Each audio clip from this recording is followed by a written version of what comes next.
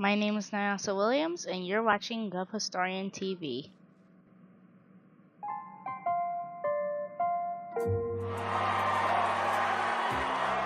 Welcome to Gov Historian TV, where today I'll be interviewing our special guests, President Richard Nixon and President Jimmy Carter, about a few major acts of the years 1973, 1974, and 1978. Why, thank you, Miss Williams. It is an honor to be here on your show today. So, President Nixon, first I would love to discuss the Endangered Species Act of 1973. I've heard so many great things about it protecting the wild and aquatic life of America. Can you tell us, what were the historical circumstances that brought it about? Well, the United States Congress created the Endangered Species Act of 1973 in order to replace the earlier acts put in place in 1966. The 1966 acts had proven to be insufficient in the protection of at-risk wildlife, and the new acts protected not only wildlife, but their ecosystems as well. Ah, I see. Now, what were some of the major provisions of the act that made it more effective than its predecessor? The 1973 version of the act not only required federal agencies to use their authorities to conserve listed endangered species, it also made plants and all invertebrates eligible for protection and ultimately, defined endangered and threatened. Do you feel as if the Endangered Species Act has since been beneficial to the United States? Absolutely. Today, 90% of species are successfully recovering at remarkable rates, specified by their federal recovery plans. That's wonderful. Now moving on. I've heard a bit about the Family Educational Rights and Privacy Act of 1974, also known as FERPA. Could you tell us a bit about what led to its creation? Of course.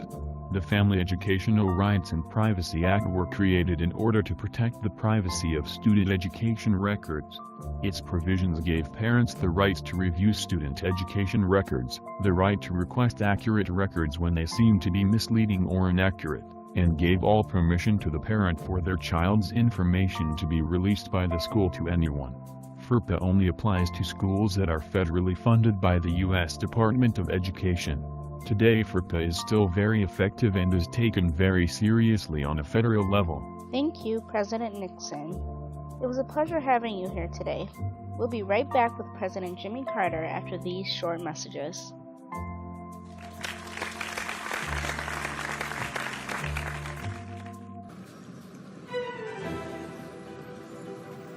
Every moment wasted looking back keeps us from moving forward. Make the right choice on November 8th.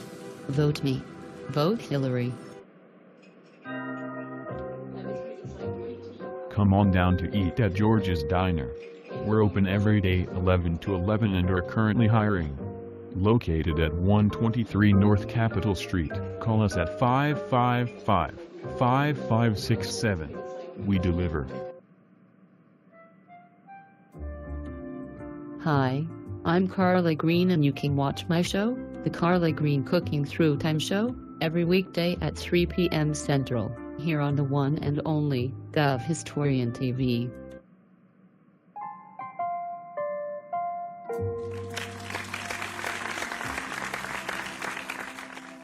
Welcome back. I am now here with President Jimmy Carter, who I will be discussing the Civil Service Reform of 1978 with.